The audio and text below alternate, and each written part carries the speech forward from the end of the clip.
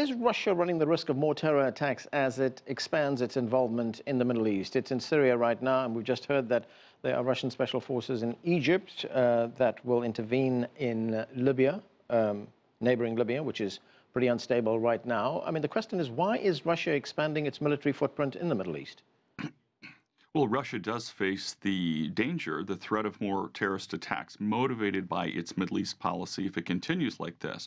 But that doesn't mean that Putin is going to scale back on it. And it certainly doesn't mean that the Russian people will abandon him or abandon their support for his adventures in the Middle East. If there's more terrorism in Russia, I would expect them to actually get behind Putin and to double down on their claims. This is not a people that's going to experience a few terrorist attacks and then say, we ought to go home and bring our troops home. Probably just the opposite. But remember, Putin's whole cause for getting into the Middle East, his whole case for it and his motivation is really, it's a big deal in Russian politics. Putin has not been able to rely on economic growth as a source of legitimacy for the better part of a decade. During his early years in office, oil prices were rising rapidly, so he could depend on rising oil prices to fuel an economic boom that helped legitimate him in power. That hasn't been the case for some time now. In fact, the Russian economy has been stagnating. Under these circumstances, he has set out as his big combat task, raising Russia's prestige in the world, going from conquest to conquest. He's in Syria right now. He will probably go to Libya next to kind of reassert Russia's status as a great power in the world. This policy is very popular. Russia has a long imperial tradition. Its people are really obsessed with the honor and the prestige accorded their country in the international arena. And so they actually support these efforts. And I think part of Putin's undertaking them is to buck up his popular support.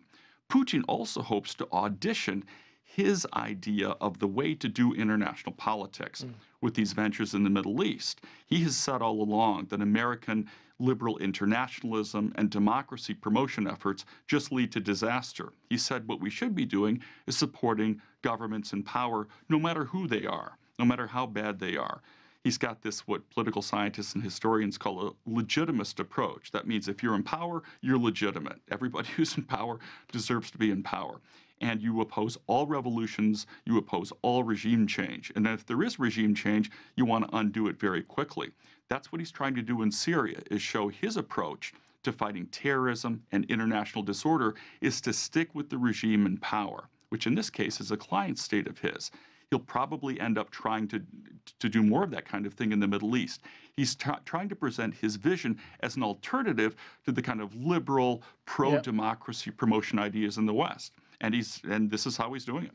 And Anton, I guess to that extent, his policy has worked. He's taken away the initiative from the United States, compromised United States influence to some extent, hasn't he? Well, in part, that's because the United States has withdrawn from its obligations in the region. And under President Trump now, of course, with American foreign policy in chaos, this gives him a virtual free hand. Okay, Anton? Well, listen, there's an argument to be made whether the United States withdrew or sort of consciously and left the field open, or whether the American people chose to withdraw because the results of 15 years of policies in the Middle East have produced more chaos than anything else. So the advantage of Putin's position in the Middle East is that the West has presented no alternative. The fact that the Egyptian President El-Sisi was just here in Washington, D.C. yesterday marks a turnaround from the Obama-era policy. And there's one perfect example of the army being brought back to reestablish order in Egypt after the chaos of the Egyptian Spring, with all of its noble goals and its short achievements. And the Russian policy seems to be informed by a very bitter truth about the Middle East, with which the Russians have made peace, which is that secularizing authoritarian governments are a better alternative to fundamentalist-fueled chaos, which follows on regime change. Unfortunately, the West does not have any success stories to present. So the Russians are trying an alternative. We'll see how it works. There's no guarantees that this will work, but we know that neither Afghanistan nor Iraq nor Libya have worked out the way that the West had intended. Right, Simon, if we look at some of the challenges that Russia is facing right now, that newspaper that I cited earlier on, Politico, also reports that there are an estimated 2,400 ISIL fighters from Russia in Syria. There is one scenario that they looked at, and that is if the caliphate collapses in Syria and in Iraq, these fighters are going to return to Russia. Do they pose a threat to Moscow when they return? Absolutely. And in fact, there's been some speculation backed by some evidence that the Russian authorities at least turned a blind eye as radicals left Russia and moved to Syria for that particular reason, so that Russia would be targeted less and they will take their grievances, although they were developed in Russia, and vent them somewhere else, such as in Syria. So if the Islamic State continues to lose ground, and it is, and if the fighters there that come not only from Russia but from other post-Soviet republics, such as Central Asia, feel that they're losing their cause, they will come back and try and target Russia. So for Russia, in a way, it's best to fight that war in Syria than in its own North Caucasus or Muslim regions in the Volga basin. Whether that tactic would succeed in eliminating the threat in Syria and minimizing the threat posed by the returning jihadists, I'm not sure whether that would work or not, but I see a clear effort by the Russian strategists in Syria to achieve that purpose. And now that they have secured Assad's positions, to target the organizations that attract most of Russian nationals into their ranks, such as the Islamic State and Al-Qaeda affiliated organizations. Aurel, we know that one of the ways in which the United States deals with the threat of terrorism is that they have a very big and very extensive intelligence community here, very invasive intelligence community, if you look at the way it operates around the world. Does Russia have anything like that? Russia's intelligence capabilities have always been formidable. If anything, in my view, the Russian government has been putting a premium on developing and sustaining a robust intelligence potential. But that said, no matter how much intelligence you have, and no matter how much soldiers you have and special forces you have to fight, that's only part of the problem, symptoms you're addressing, if you will. There are underlying causes that make these people radicalized and that they make them go and fight, okay? So unless you address the underlying causes, and some of which I've listed previously, the problem is not going to go away. The use of force, whether facilitated by better intelligence or not, is not going to solve the problem by itself. All right, Aurel, Braun, what are your thoughts on that? Do these problems have to be addressed in that way? Do you have to get to some kind of political solution, perhaps a diplomatic solution in many instances, to take away the source of the grievance and anger? Well, there has to be a multidimensional approach to these problems. You can't use only a military approach or only a diplomatic approach. It needs to be a combination of soft and hard power.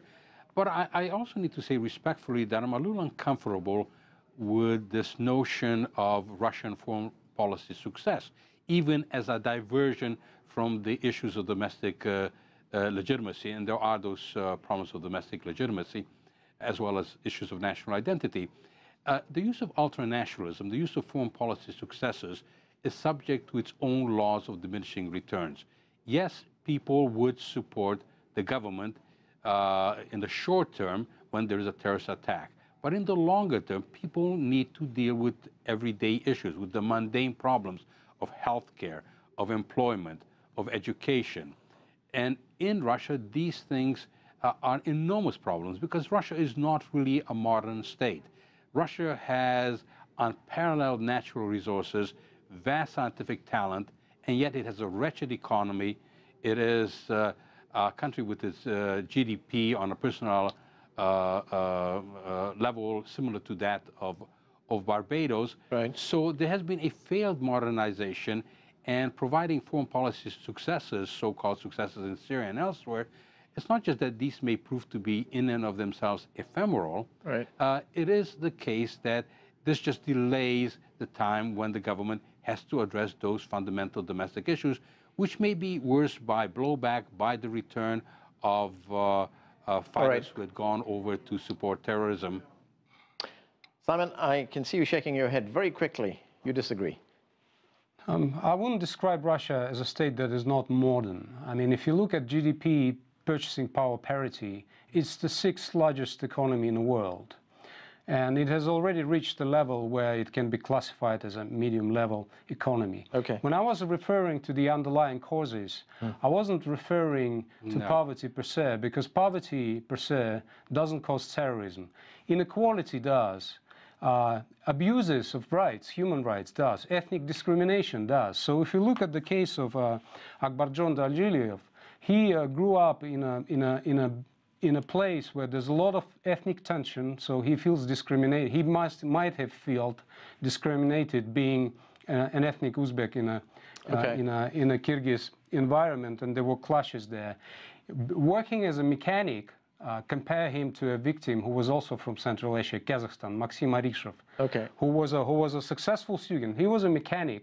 He couldn't make much money. So addressing these factors, such as abuses and ethnic discrimination and inequalities, would help. But I wouldn't describe Russia as a state that is not modern and has a wretched economy. Okay, very quickly, Steve, I know you want to say something. Well, it's curious. Addressing those underlying problems is certainly, that would be a good thing to do. The problem is that you're not going to solve problems of ethnic tension between Kyrgyz and Uzbeks in Kyrgyzstan anytime soon.